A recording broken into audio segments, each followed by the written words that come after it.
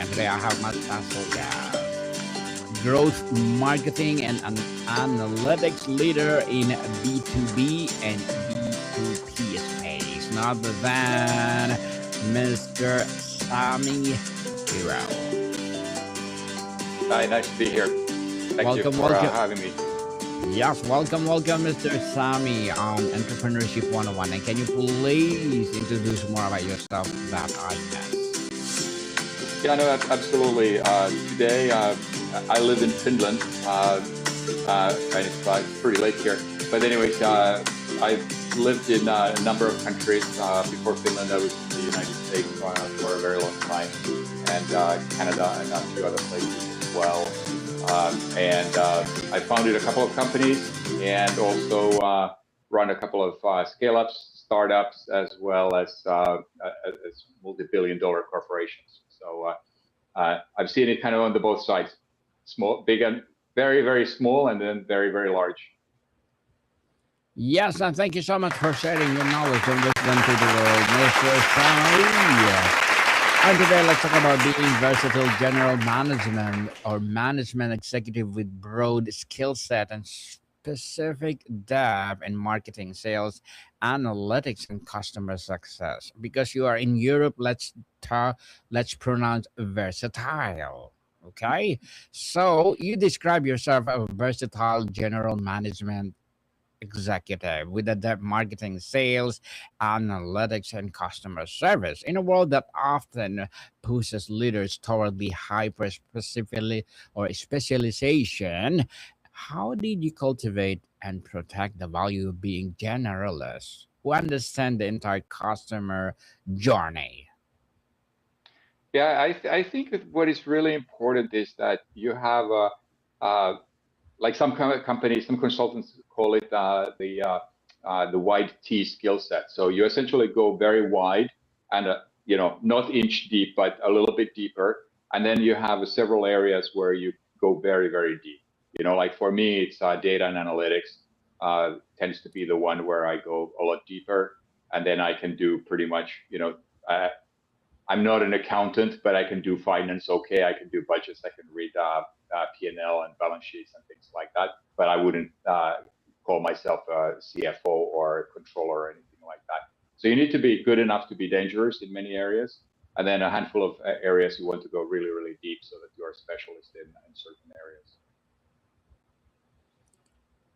Very well said, Mr. Sami. You work across both Europe and North America in executive roles. What was the single most surprising cultural difference you encountered in how business is done, and how did it force you to adapt your leadership style? Yeah, I think the biggest shock probably for me when I moved from the United States to Finland uh, was how protective people are of their free time. It's the kind of the work-life balance, and of course, there is a reason why Finland is the happiest country, I think, 7 years in running. So I was used to working in New York City and East Coast, so we typically work 60 to 80 hours a week with a 1 to 2 hour commute one way on top of that. So we don't see a lot of our kids and family during the week as we're working. Um, and then I moved to Finland where, it was more 9 to 5 or 8 to 4 type of lifestyle. And people are very productive in the office, but they work shorter work days. And it was a little surprising to me, particularly because of the time difference, is that 5 p.m. Finland time, US is barely starting to open up, and California is still asleep. So it is a little bit of a challenge with time zones here. So you end up working more asynchronously than on the phone or in person. Mr. Sami, looking back at your early career, including your time at LexisNexis, was there a moment you realized that understanding data and analytics would become the backbone of effective marketing and customer success? Yeah, and I could go even further back, but definitely when I was running marketing at LexisNexis, uh, we were about $1.2 billion business in the United States, uh, and we had a sizable marketing budget, obviously, and a fair amount of people. But marketing for the sake of marketing is just meaningless. You need to drive change in the business, and you need to demonstrate the value essentially every day. So unless you have a very strong analytics behind you, and you can demonstrate that we invest the money in a program X, it's going to return uh, X times something, a meaningful return that drives the business forward. And that's something which is typically is particularly today super important. Is that marketing executives need to be more business executives, and they need to understand the impact they're driving to the business. And the beautiful branding times with no accountability are way over. Mm. Interesting, Mr. Sami. Let's talk about the AI and digital transformation journey. Yep. You've been deeply involved in AI and digital transformation, even before it becomes a buzzword. What is the most common mistake you see leaders make when they try to implement AI, not technically but culturally, with their organizations? Yeah, there are a couple of challenges we have with AI is uh, and and one of the things is that it's a culturally, it tends to be hard, and this is anything that is data driven. Essentially, it's culturally, it's hard to trust something that we don't know too much about. AI, especially if it's machine learning, forecasting, predicting, uh, let's say demand in retail. A lot of people have hard time believing that a system that they don't know too much about can be more accurate than their, old Excel models that worked really well for 20 years in the past. So it's that kind of transformational trust into the results. But there's also the challenge which we have in AI tends to be uh, with the biased models, and even with the large language models today, it's depending on how they were trained. They may or may not have some sort of built-in bias, and then how do we prompt them? The output might not exactly be what we expect, or we try it enough times that we get the output we expect and want, which then might not be accurate anymore. So there is that challenge. So I believe that AI is incredibly powerful helper, uh, but it's not going to be a terribly good master today. We still need humans in the loop. Mr. Sami, on a podcast, you said AI is moving at light speed, but it's not here to replace people. It's here to augment our expertise. How do you lead teams through the fear of anxiety does technology inevitably create, especially among high performers who fear being automated? Yeah, actually, that's a really good point. And there's a lot of conversations about, particularly in software business, within developers, whether AI is going to take their jobs, or what impact it has. But in fact, in our business, uh, we we have about 12 senior developers in the company, and the ones who are using AI, like they're using Cursor.ai and other tools, uh, they are becoming much more effective and efficient when they're using the AI empowered tools. Like as they are typing code, the tools will prompt them the rest of the code, so they hit tab and they can accept the proposal, or they can prompt and get some code blocks done immediately for them that they can then evaluate and make sure that it's good. And in marketing, we can generate LinkedIn posts, we can generate emails, we can generate even long form text that we will then need to obviously validate for accuracy. But we can become a lot faster. And in marketing, it's like I use so much AI tools nowadays, like Nano Banana from Google Gemini and other things to create imagery, because it's so much faster and better than I would using Canva myself. Mr. Sami, in a LinkedIn post about marketing priorities, you argue that content and growth are the two non negotiable hires. In an era of AI generated content, how do you define great content now, and what can AI replicate? Yeah, great content is something that people want to read.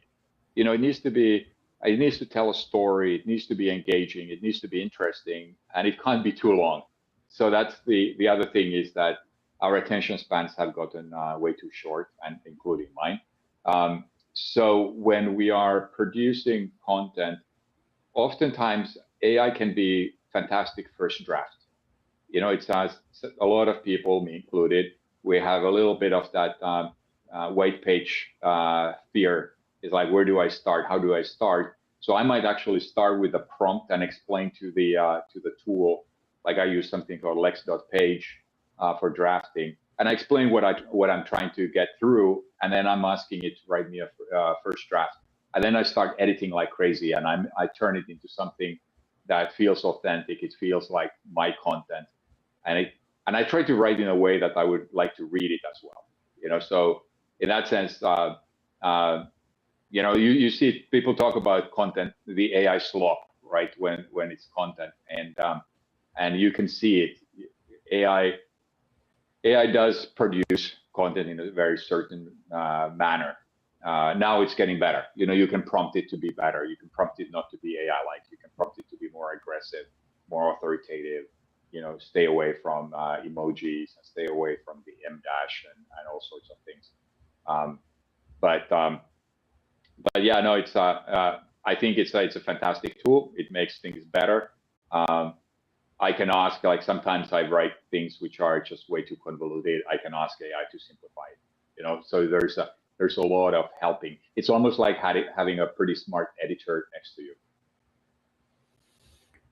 Mr. Sami, you recently become the CEO of Ellie Technologies and a data management company. When you step into a new executive role, what is the first thing you look for to understand the health of the business beyond the balance sheet? Yeah, I think uh, there are things which were really important. So we were kind of in a crossroads, so to speak. Is that there was a year behind us where we tried new things that didn't quite work. So talking to the team, talking to the customers, and talking to the prospects, and looking at the data that was available, it's like, where do we win? We realized pretty quickly that we needed to produce a more focused vision for the team. You know, doing fewer things, being more focused. And during last year, we just continuously kept on narrowing our focus, and because we realized that our product at the end of the day works best with financial services and insurance. Obviously, works with any industry essentially, which is data rich. But we knew that there were people in those industries which were more problem aware and started to become solution aware. And then we started building a product where we essentially spend about 60 to 70% of our efforts go into meeting the customer wishes. You know, so we do co-innovation a lot, and then the rest is kind of brand new innovation. Like a year ago, nobody asked us to create an MCP server. I don't even know a year ago if it was a thing. But some of the more complex AI things around synthetic metadata and other things, none of our customers were asking for those things. But we knew that is going to be a thing and that we need to lean forward and build those. And so now that those things are available, so our customers are super excited to benefit from them, and that helps obviously our business forward. Mr. Sami, you won the Stevie Gold Award for Marketing Transformation through Technology. Can you walk us through a specific moment in the transformation where you had to convince skeptics or internally that risk was worth taking?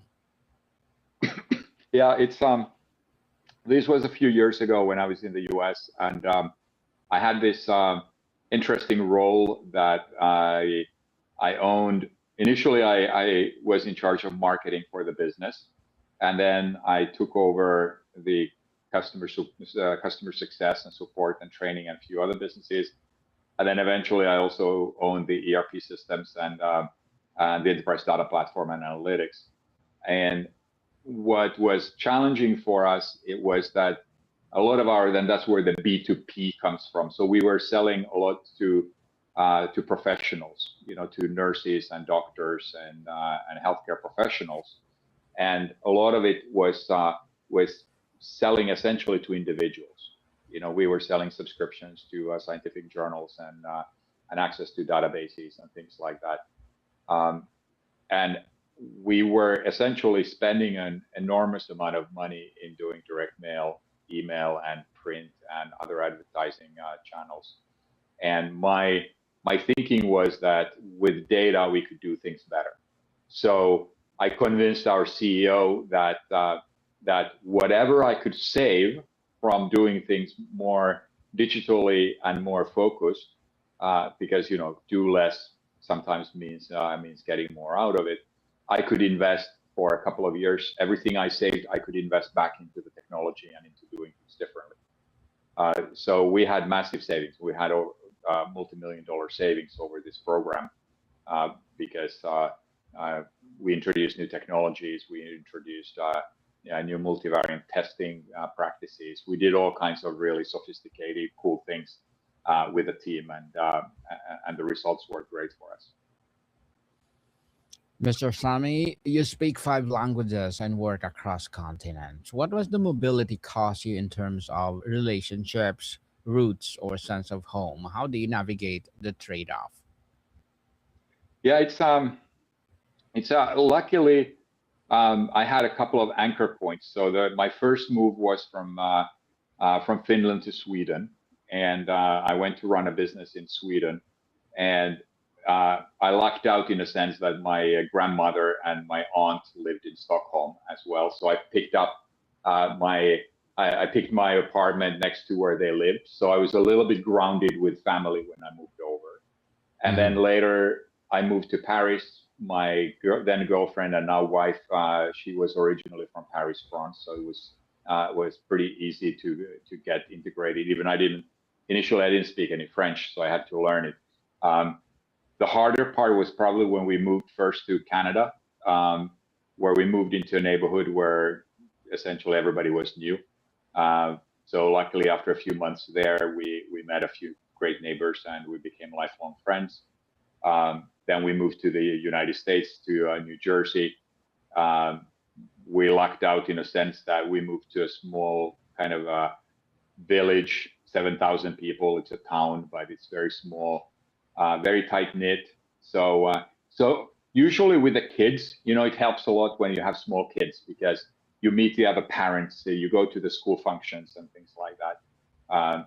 So it was never that hard. It was maybe a little bit harder when we moved to Finland, believe it or not, even though I'm originally from Finland, because we moved to a place where I didn't really have any connections. So and then my kids didn't speak any Finnish. So it was a little bit of a struggle. Luckily they went to English schools and so forth, and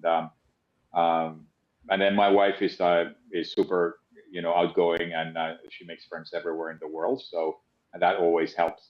But yeah, I think it depends, especially if you're moving alone. It can be really rough, So I know of people who move to places like Paris alone, not knowing anybody, and it can take years before they actually get integrated, unless they have great colleagues who bring you in. But sometimes you're not that lucky.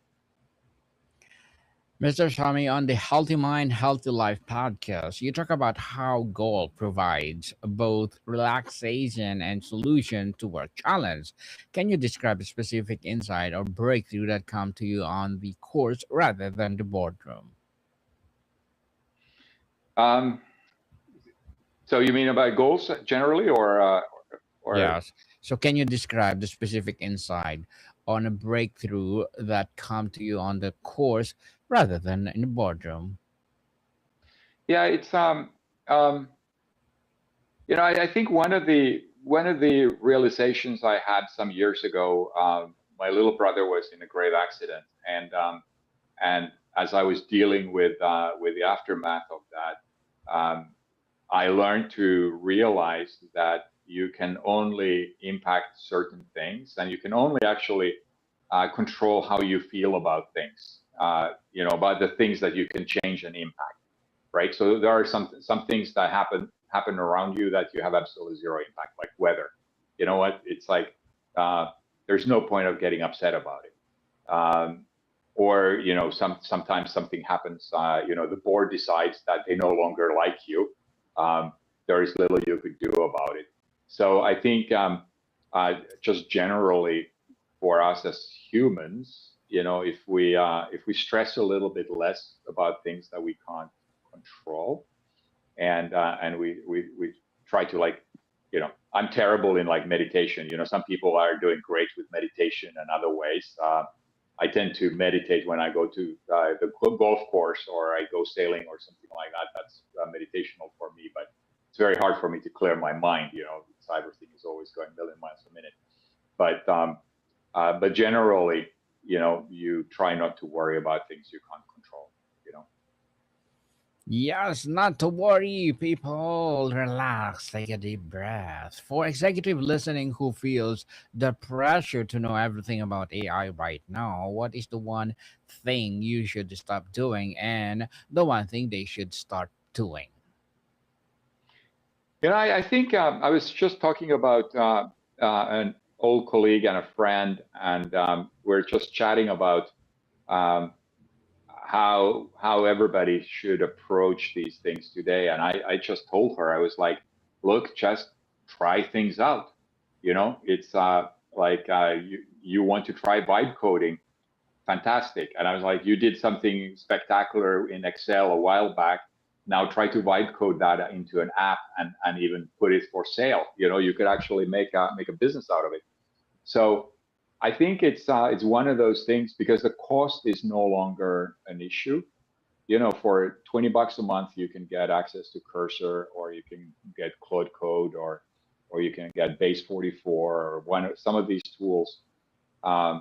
You can just go wild and do something. If you feel passionate about a topic, like, I'm thinking of building this really crazy golf app, because I'm always running into these crazy games, like betting games on a golf course with my friends, and we're always trying to calculate who pays what afterwards to who, because we have these random games. So I was like, you know what? Wouldn't it be cool to have an app that actually covered every single conceivable possible bet ever invented on a golf course, and you could just punch in your scores, and then it would spit out everything possible afterwards. So it's like, just try something. Don't be afraid to make a mess out of it. It's it's just software. It's if it doesn't work the way you want, prompt some more. If it does, fantastic. Show it to your friends and see where it goes.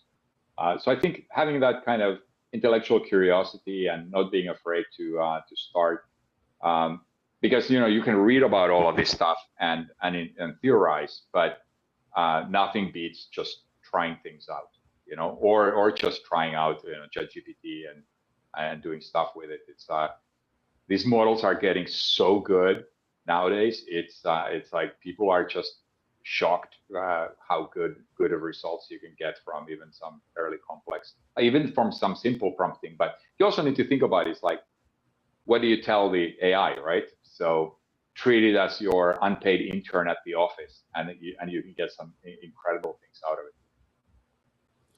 Very well said. Very well said, Mr. Sami. To wrap up our discussion for today, looking back at your careers from your early days to now leading early technologies, has been the most expensive lesson you have paid for in terms of ego or missed opportunity? um, that's a really good thing. Yeah. So when I was young, I probably had a pretty big ego, and that was I was getting mad sometimes at my boss for presenting maybe my ideas as his own and things like that, and I was super mad about it. Uh, but I learned afterwards is that the best thing, if you don't like your boss, the best thing you can do is to get them promoted. Do such a kick-ass job that they get promoted, and you'll probably float up with it. Um, from an expensive lessons learned, I think there has been like a lot of people get stock options and restricted shares and things like that when they work in big companies, and I used to have a habit of cashing out. When I left SAP, I cashed out the options and the shares. When I left from Wolters Kluwer, I cashed them out and I didn't keep them. Compared to somebody who would actually hold on, I think long term it would have been a lot smarter to hold on to those shares and options and things like that, rather than just buy a bigger house or a bigger car or whatever, kind of thing. So that's probably the more expensive lesson career-wise. Very well said, Mr. Sami. So, can you please invite our listeners to support your advocacy, your business, or whatever projects that you're doing right now? Yeah, absolutely. It's I'd be super happy. Connect with me. You can find me on LinkedIn. I think I'm the only Sami Hero on LinkedIn. So find me out, and I'm super happy sharing all my lessons. So if you have any questions, you want to pick my brain, just feel free to ask. I'm happy to share my learnings and hear from everybody as well. It's like nobody's got a monopoly on good ideas. Yes, I hope you will be my regular guest on Entrepreneurship 101, Mr. Sami, and let's talk about all your experiences about being entrepreneur. So people, let's support Mr. Sami Hero. Let's connect with him, and for sure, you will be empowered through his knowledge and wisdom. So, Mr. Sami, thank you so much for your time. Thank you so much, Daniel, for having me. More to come, people. See you soon.